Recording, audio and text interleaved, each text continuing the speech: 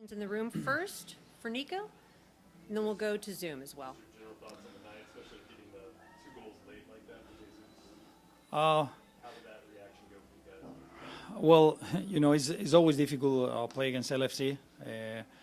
First of all, I'm very proud of the roster, the group, the players, what they've done. Beating the top of the East, Philly, and the top of the West, LFC, is to feel very proud about them. A lot of courage there, a lot of work, and I'm very proud of them.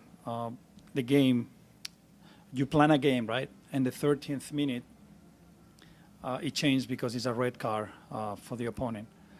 And it's about now how we can play with urgency, but having the control and not lose our mind.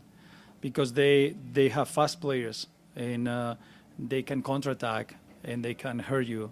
And then you can start these giving away balls, trying to be too aggressive when you don't need, and making bad decisions. And this, we didn't want that. We wanted a control type of game.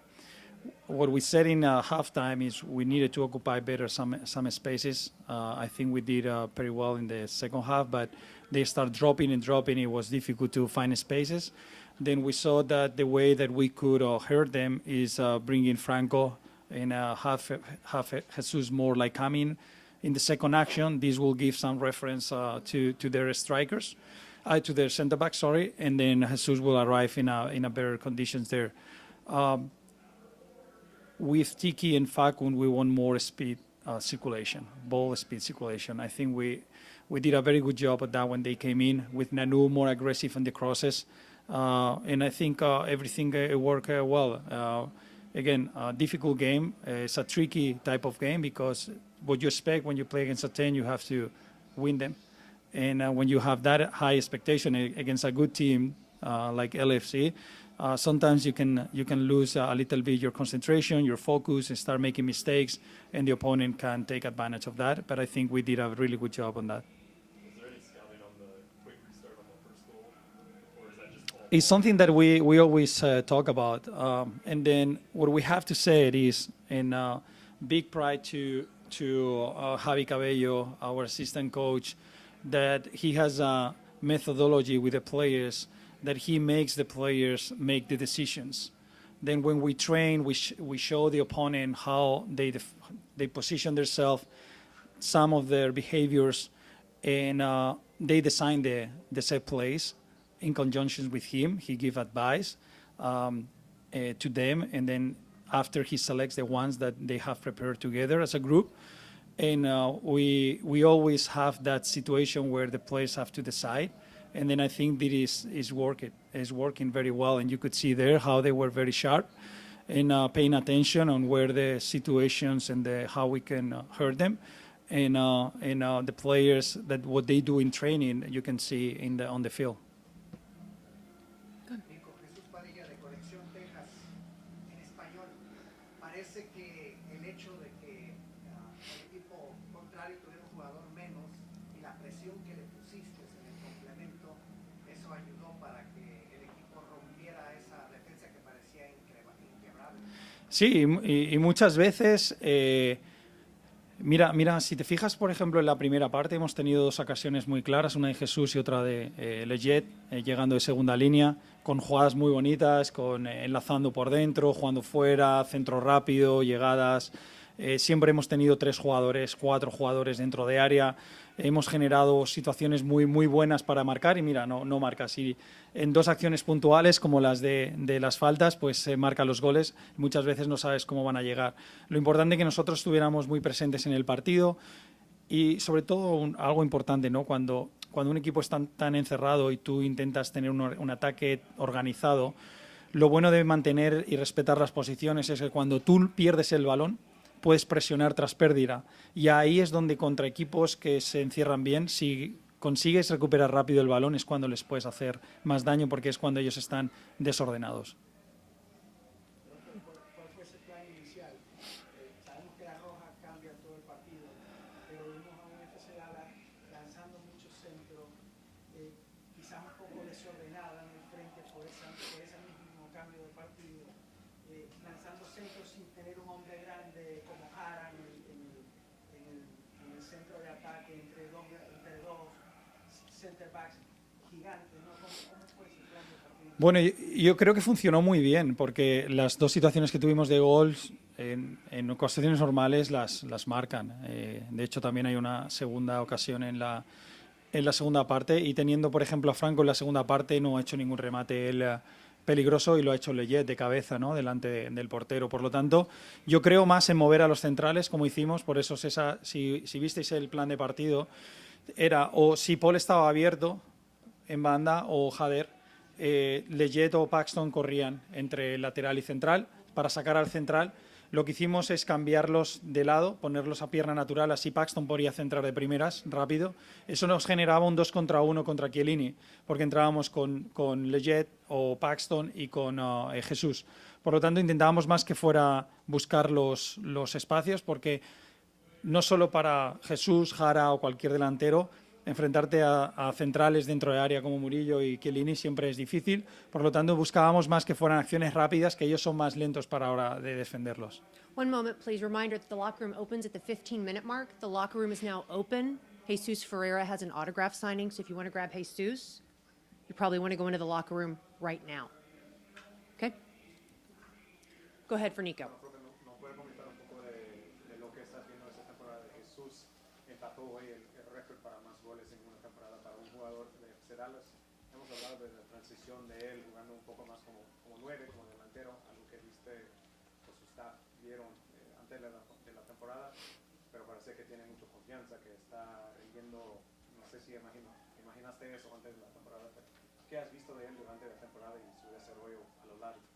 Bueno, a ver, yo te puedo decir ahora, y quedó muy bien decir yo ya lo sabía, pero no es así, ¿no? Yo, la verdad que yo siempre, que desde el primer día que llegué, y me reuní con André, me reuní con Dan y con Clar a la hora de planificar la plantilla, siempre vi a Jesús como nuestro 9. Entonces, yo desde el principio creí que él era nuestro 9, porque nos podía ayudar a crecer en una manera diferente en la que él la había hecho.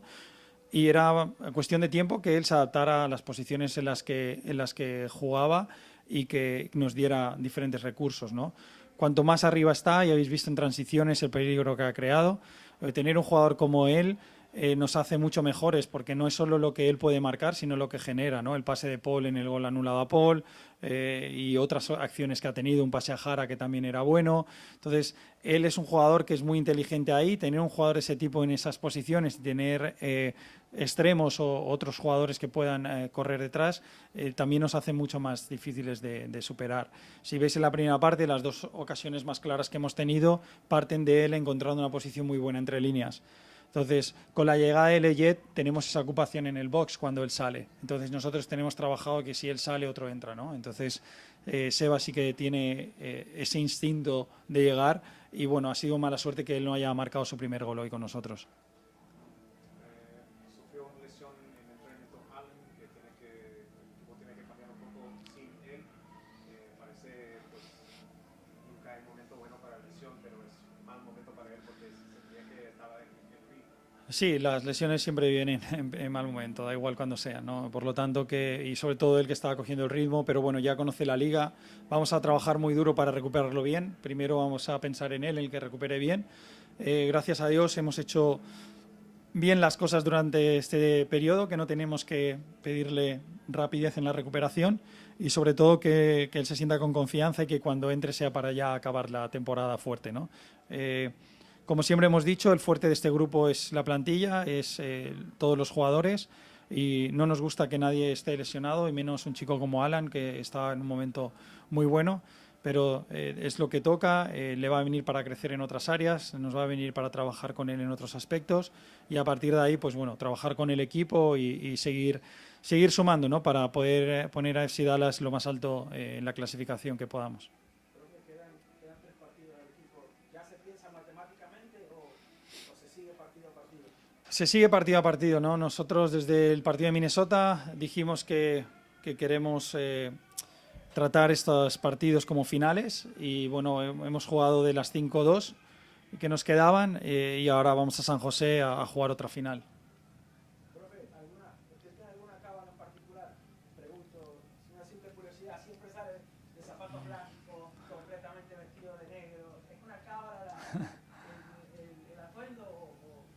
No, me siento cómodo con eso, simplemente me siento cómodo y me gusta ser consistente en lo que llevo y la gente puede ver reflejado en mí mi manera de vestir, mi manera de ser y bueno, a mí me gusta la consistencia y yo trato de ser consistente también. We'll have one more question in the room, then we're going to go to Zoom. Go ahead, Garrett.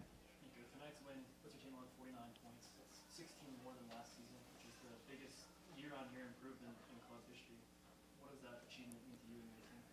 Well, I think is an achievement of everyone here in the club, like the ownership, Andre, the players, the staff, and me. And I think when we met the first time, we talked about work together.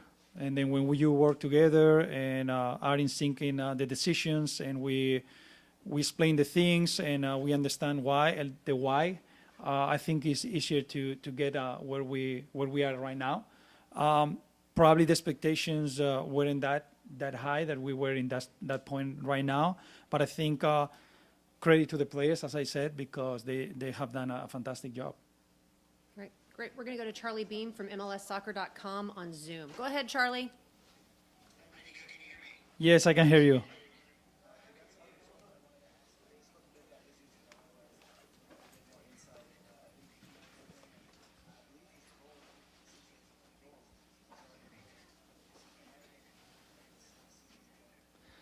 Well, I think Jesus is a player that always is pushing. And I think I remember when he got to 10, and I talked with him, he said, now another 10. And, it's difficult always, but I think he's really focused on, I don't think to score 20, if not to score as much as possible. And if it's 20-20, if it's 21-21, 22, wherever it is. I think for him, changing the position that he was playing last year to the position that he's playing, is normal that he had to adjust some things, and sometimes he comes too deep, and then after we analyze when he has to come and when not, and why we need him high. But he's found his spot in between the back line, the opponent back line, and the midfield line, where it's difficult to mark him. And then either he can run in behind and he's really fast, and or make a link-up play, come from behind and finish one touch from across. I think his improvement also goes to his teammates, because they're knowing his movements better. I think they're knowing how and when he arrives to the box, these two games that he had to be the captain, I've seen him with a different mentality and spirit. He has carried the team. He has shown a lot of mentality with his effort, and I think he's a complete player, and he's getting in a spot where if we keep working hard with him, he will be a player that will leave here a lot of good memories for the club.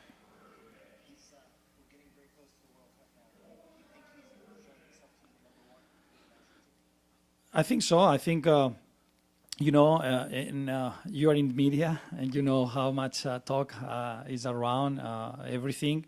And I talk with him, and, you have to be focused on what you can control and in the team. If you do well, they will talk with you.